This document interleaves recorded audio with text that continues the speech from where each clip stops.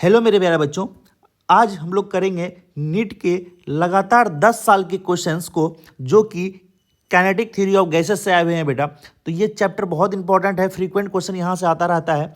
तो हमारी 30 days series में ये हमारा छठा डे है, ठीक है ना। तो आप हमारे चैनल पे अगर नए हैं तो चैनल को सब्सक्राइब करें, अपने दोस्तों के साथ इसे शेयर करें आने वाली वीडियोज़ के लिए। चलिए सबसे पहला सवाल लेते हैं बेटा, नीट 2023 में जो आया हुआ है। कह रहा है question, the temperature of the gas is -50 degree Celsius.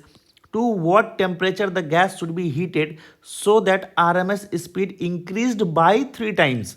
बहुत इंपॉर्टेंट लाइन है बेटा, increased by 3 times. Let suppose किसी भी इनिशियल पॉइंट पे हमारा स्पीड कितना है बेटा, v। तो फाइनल स्पीड जो हो जाएगा वो हो जाएगा v प्लस ऑफ 3v। क्यों ऐसा? क्योंकि यहाँ इंक्रीज्ड बाय है, इंक्रीज टू नहीं है, इंक्रीज्ड बाय 3 टाइम्स। तो ये कितना हो जाएगा, फाइनल वेलोसिटी हमारा 4v हो जाएगा, ठीक है ना। तो इनिशियल टेम्परेचर कितना है, इनिशियल टेम्परेचर हमारा -50 डिग्री सेल्सियस। अगर हम इसको कैल्विन में कन्वर्ट करते हैं तो 273 -50 आ जाएगा, यह आ जाएगा 223 कैल्विन। कितना आ जाएगा, 223 कैल्विन। और टेम्परेचर हम लोग फाइनल क्या मान लिए बेटा, टी मान लिए, ठीक है ना। अब देखो RMS स्पीड का जो वैल्यू होता है, RMS स्पीड का जो वैल्यू होता है वो होता है 3RT अपॉन m0। कुछ इस तरह से होता है। तो हम कह सकते हैं कि velocity is directly proportional to temperature. तो उसी तरह इनिशियल वेलोसिटी जो होगा वो किसके प्रोपोर्शनल होगा, 223 के प्रोपोर्शनल होगा, 223 टेम्परेचर के प्रोपोर्शनल होगा।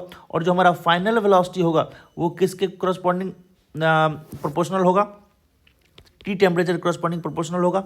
तो हम इसको इक्वेशन नंबर 1 मान लेते हैं, इसको इक्वेशन नंबर 2 मान लेते हैं। तो दोनों को अगर हम डिवाइड करेंगे तो प्रोपोर्शनलिटी कांस्टेंट तो कट जाएगा। तो ये कितना आएगा, 4/4v इज इक्वल टू 223 का root under upon root under temperature. तो यहाँ पे होल स्क्वायर करेंगे बेटा तो ये कितना आ जाएगा, 1/1/16 इज इक्वल टू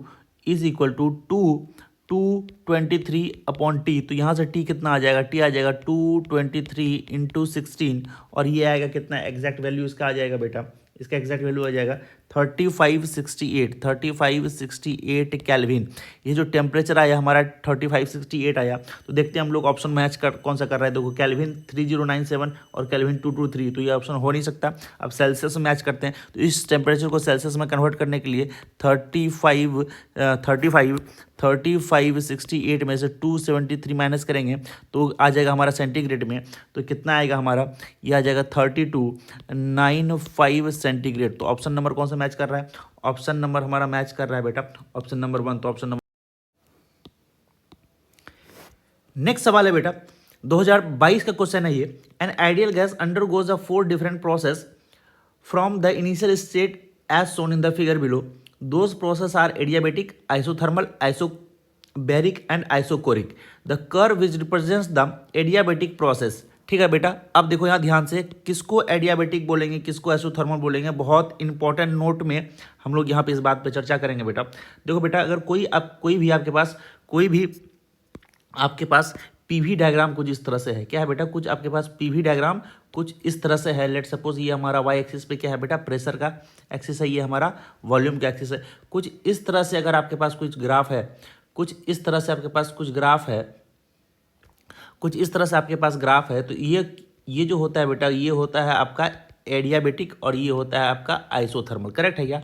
अगर आपके पास यही सेम ग्राफ अगर कुछ इस तरह से है, यानी हमारा प्रेशर एक्सिस और ये हमारा वॉल्यूम एक्सिस कुछ इस तरह से है, कुछ इस तरह से है, तो यही आपका क्या हो जाएगा बेटा, यही हो जाएगा आइसो और ये हो जाएगा बेटा एडियाबेटिक, ठीक है ना। आपको ये रिमेंबर करना होगा। तो बताओ इसमें बेटा ये ग्राफ कौन सा मैच कर रहा है। तो ये जो गिवन ग्राफ है ये इस ग्राफ से मैच कर रहा है। तो यहाँ पे ये जो है नीचे वाला जो है वो एडियाबेटिक हो जाएगा, यानी ये वाला जो 2 जो है वो एडियाबेटिक हो जाएगा। तो ऑप्शन नंबर कितना हो जाएगा, 2 हो जाएगा। और यहाँ पे देखो तो यहाँ ध्यान से, इसमें फोर्थ में क्या प्रेशर कॉन्स्टेंट है, इसमें प्रेशर कॉन्स्टेंट होता है। तो कौन सा होता है बेटा, आइसो बेरिक होता है। और इसमें क्या कांस्टेंट है बेटा, वॉल्यूम कांस्टेंट है। इसमें क्या है, वॉल्यूम कांस्टेंट है। इसको क्या बोलेंगे, आइसोकोरिक बोलेंगे। अब देखो जब 2 हमारा एडियाबेटिक हो गया तो 3 ऑब्वियसली बात क्या होगा, हमारा आइसो होगा, करेक्ट है क्या। तो ऑप्शन नंबर यहाँ पे क्या हो जाएगा, 1 करेक्ट। नेक्स्ट सवाल है बेटा नीट 2021 का। Match the column 1 and 2, choose the correct match from the given choices. Root mean square speed क्या होता है मॉलिक्यूल का? रूट मीन स्क्वायर स्पीड क्या होगा बेटा? वी आर एम एस आपको पता है कितना होता है? V R M S is nothing but 3RT upon M naught, ये होता है। तो इसका मतलब ए का जो ऑप्शन होगा वो कौन सा हो जाएगा बेटा? ए का ऑप्शन हो जाएगा क्यू। ए का ऑप्शन नंबर क्यू में कौन कौन सा है देख लेते हैं। ये तो होगा नहीं, ये भी होगा नहीं। अब देखो हमारे पास ऑप्शन नंबर 2 और 3 बच गया, ठीक है ना। हम लोग आगे चलते हैं। अब देखो यहाँ total internal energy of 1 mole of adiabatic, total internal energy कितना होता है? फार्मूला क्या होता है? NFRT अपॉन 2, ठीक है ना। एक मोल के लिए बोल रखा है तो एन का वैल्यू कितना हो गया? 1 हो गया, ठीक है ना।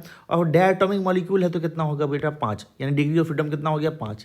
RT अपॉन 2, यानी कह सकते हैं 5RT अपॉन कितना आ गया? 2। 5RT अपॉन 2 किस में है बेटा? इसमें है। तो इसका मतलब कितना हो जाएगा? इसका मतलब डी का हो जाएगा, डी का हो जाएगा R, यानी हम कह सकते हैं डी का जो होगा वो कितना हो जाएगा? R। डी का कितना हो गया? R। अब देखो डी का R किस में है?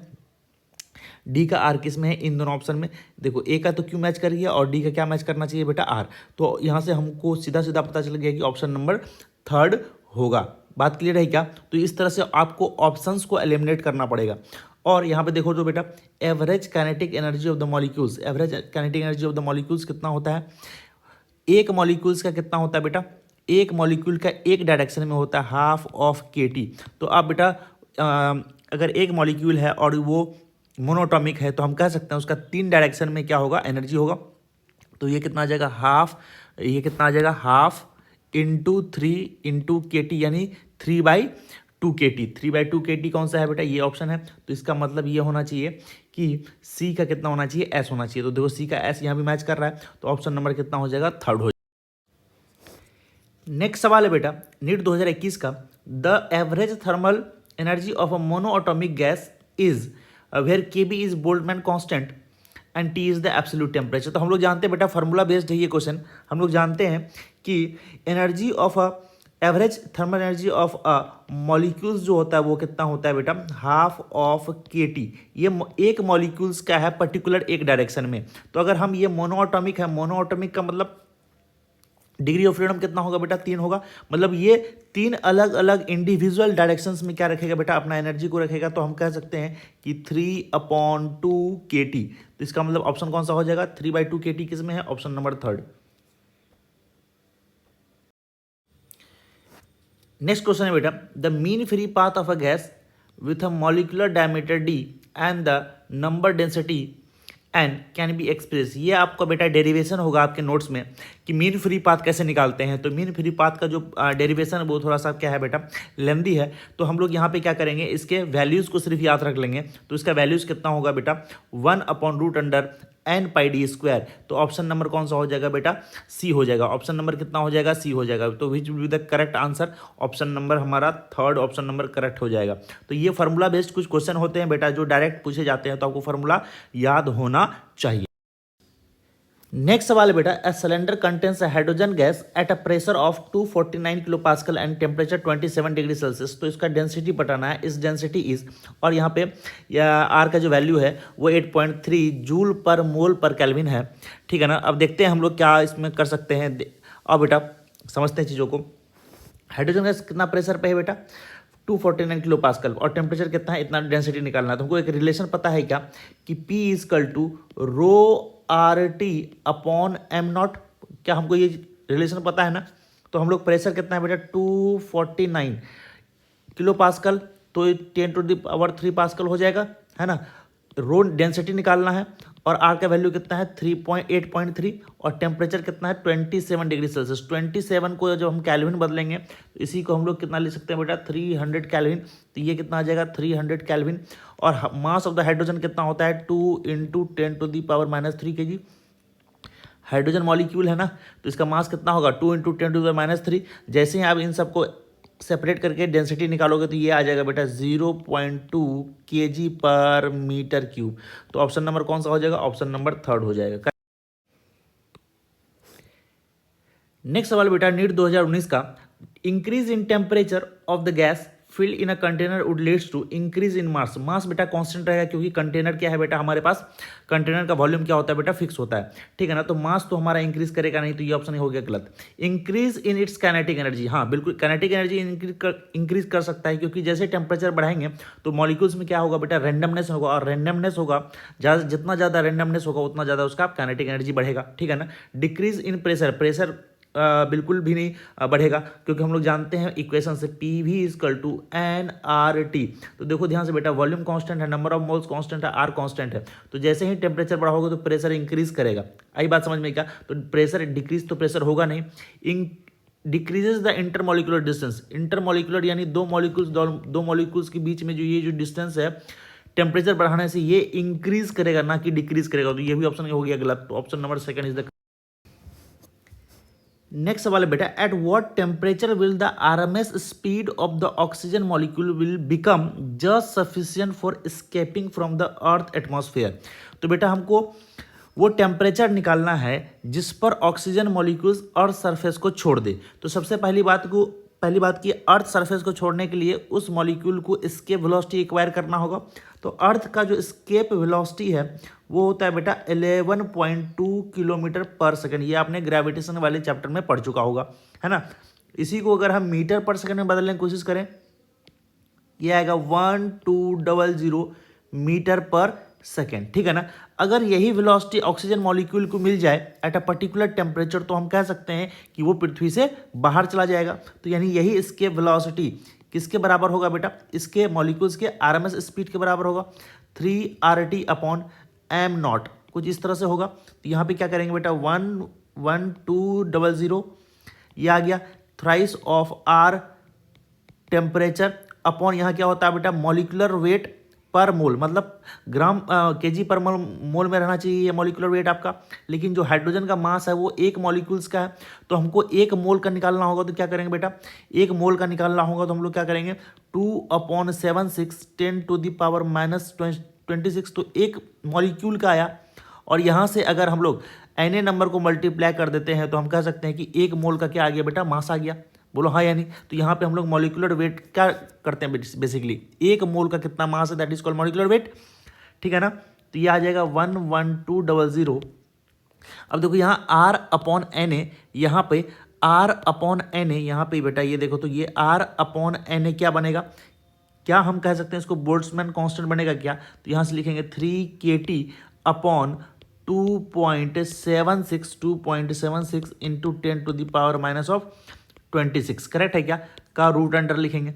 अब जब तुम इन सारे वैल्यूज़ को रखोगे 11200 और यहाँ रखोगे 3, के का वैल्यू कितना रखोगे 1.38 इंटू 10⁻⁻23, और टेम्परेचर का वैल्यू वही निकालना है हमको, अपॉन 2.76 इंटू 10⁻⁻26 का रूट अंडर, और यहाँ से जब टी का वैल्यू कैलकुलेट करोगे तो तुम्हारे पास आएगा 8.3 इंटू 10⁻⁴ केल्विन। तो ऑप्शन कौन सा मैच करेगा बेटा, ऑप्शन मैच करेगा option number second.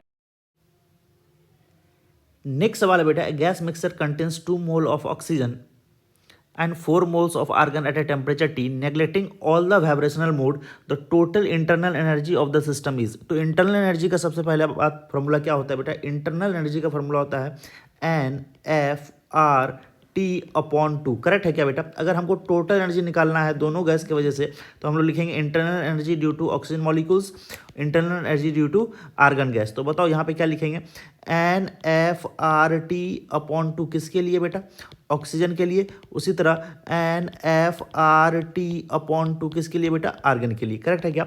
Number of moles कितना ऑक्सीजन के लिए 2 है, डायटोमिक गैस है, तो डिग्री ऑफ फ्रीडम कितना हो जाएगा, डिग्री ऑफ फ्रीडम हो जाएगा बेटा 5, और R इंटू टी अपॉन क्या आ जाएगा 2, प्लस ऑफ कितना मोल ऑफ आर्गन गैस है बेटा 4 मोल्स है, और डिग्री फ्रीडम कितना होगा बेटा 3 होगा, क्योंकि ये मोनोटॉमिक गैस है। और यहाँ पे RT अपॉन क्या लिखेंगे बेटा 2, जब इनको सॉल्व करोगे तो ये कितना आएगा 11RT, कितना आएगा बेटा 11RT। तो ऑप्शन नंबर कितना होगा, थर्ड होगा। नेक्स्ट सवाल है बेटा, in the given sample of an ideal gas occupies the volume V at a pressure P and absolute temperature T, the mass of each molecule of the gas is m। Mass एक molecule का कितना बेटा, small m है। What is the following gives the density which अच्छा, which of the following gives the density of the gas, मतलब इन चार option में से कौन सा डेंसिटी का फॉर्मूला होगा, यहाँ से आपको ड्राइव करना है, ठीक है ना। तो हम लोग जानते हैं ideal gas equation P is equal to rho R T upon M naught. क्या हम लोग ये फार्मूला जानते हैं कि नहीं जानते बेटा? बिल्कुल जानते हैं, ठीक है ना। तो प्रेशर को हमने एज इट इज लिख दिया क्योंकि प्रेशर कितना है बेटा? इसका P है। डेंसिटी हमको निकालना है और आर हमारा क्या है बेटा? जो हमारे पास यूनिवर्सल गैस कांस्टेंट है उसका वैल्यू है, और टेम्परेचर कितना है? T है। अब बेटा ये क्या है? मॉलिक्यूलर मास है। मॉलिक्यूलर मास क्या होता है? Mass of one mole, mass of one mole. तो अब एक मॉलिक्यूल का मास कितना है? m, करेक्ट है क्या? और यहाँ पे अगर हम Na से मल्टीप्लाई कर देते हैं तो कह सकते हैं कि हमारे पास एक मोल का मास आ गया। यहाँ से हम लोग डेंसिटी तुरंत फाइंड आउट कर लेंगे। क्या होगा? P(m)Na अपॉन RT, कुछ इस तरह से लिख सकते हैं क्या? तो यहाँ से बताओ, इसको हम लोग Pm upon R upon Na into T लिख सकते हैं क्या? क्योंकि n क्या हो जाएगा? ऊपर चला जाएगा तो हमारे पास सेम इक्वेशन आ जाएगा, है ना। तो यहाँ पे देखो, तो ये आ जाएगा P upon R upon Na क्या होता है बेटा? बोल्ट्जमैन कांस्टेंट, और P अपॉन कितना आ गया? KT। तो ऑप्शन नंबर कौन सा हो जाएगा? Option number. नेक्स्ट सवाल बेटा नीट 2016 का है। The molecules of a given mass of a gas have RMS velocity 200 metre per second at 27 degree Celsius. तो हम लोग क्या है बेटा, यहाँ पे 27 डिग्री सेल्सियस पे इसका स्पीड कितना है? 200 मीटर पर सेकंड, और प्रेशर इतना है। When the temperature and the pressure of the gas respectively इतना, अगर हमारा टेम्परेचर 127 डिग्री हो जाता है और प्रेशर इतना हो जाता है, तो RMS speed of the molecule in metre per second कितना होगा? तो सबसे पहले हम लोग जानते हैं कि 27 डिग्री सेल्सियस पे कितना RMS स्पीड है? 200 मीटर पर सेकंड स्पीड है। तो VRMS का जो फार्मूला होता है, VRMS का फार्मूला क्या होता है बता? 3RT upon M not, 3RT upon M not. तो अब हम कह सकते हैं कि यहाँ से 200 मीटर पर सेकंड जो इसका क्या है बेटा? RMS स्पीड है। यहाँ कितना आ जाएगा बेटा? 200। अब 3 तो हमारा कांस्टेंट है और R हमारा क्या है? Gas constant. किस टेम्परेचर पे बेटा? 27 डिग्री सेल्सियस पे। तो उसको हम लोग कैल्विन बदलेंगे तो कितना आ जाएगा? 300 कैल्विन अपॉन मॉलिक्यूलर मास कितना मान लेते हैं? गैस का कितना मान लेते हैं बेटा? m1 मान लेते हैं। लेट सपोज ये इक्वेशन नंबर 2 मान लिए, ठीक है ना। अब बोल रहा है कि when the temperature and the pressure of the gas becomes 127 degree Celsius, जब 127 डिग्री हो जाता है तो उसका वेलोसिटी निकालना है। तो लेट्स हम उसका वेलोसिटी कितना मान लिए हैं बेटा? v मान लिए हैं। तो ये कितना आ जाएगा? 3R इंटू टेम्परेचर कितना? 127 का मतलब क्या हुआ बेटा? अगर हमको 127 को कैल्विन में चेंज करना होगा तो कितना? 273 प्लस करना होगा। ये कितना आ जाएगा? 400 कैल्विन हो जाएगा। ये कितना हो जाएगा बेटा? 400 कैल्विन हो जाएगा। तो ये हमारा हो गया 400 kelvin upon M naught, correct है क्या? है ना। इसको इक्वेशन नंबर कितना मान लिया बेटा? 2। दोनों को अगर डिवाइड करेंगे हम लोग, दोनों को डिवाइड करेंगे तो ये कितना आ जाएगा? 200 अपॉन V, और ये कितना आ जाएगा? ये देखो कितना आ जाएगा? 300 अपॉन 400 का रूट अंडर, बोलो हाँ यानी ये तो कैंसिल आउट हो जाएगा। देखो यहाँ ध्यान से, ये कैंसिल आउट हो गया, तो रूट अंडर 300 अपॉन क्या बच गया बेटा? यहाँ पे 400 बच गया। तो अब देखो यहाँ पे हम लोग क्या कर सकते हैं, तो 200 अपॉन V, इसको हम लोग लिख सकते हैं √3 इंटू 10, और इसको हम लोग लिख सकते हैं 2 इंटू 10, इस तरह से लिख सकते हैं। 10 और 10 क्या हो गया? Cancel out. तो यहाँ से V कितना आ जाएगा बेटा? 400 अपॉन √3। तो ऑप्शन नंबर कौन सा मैच करेगा? 400 अपॉन √3, ऑप्शन नंबर। नेक्स्ट सवाल है बेटा, in the given VT diagram what is the relation between the pressure P1 and P2।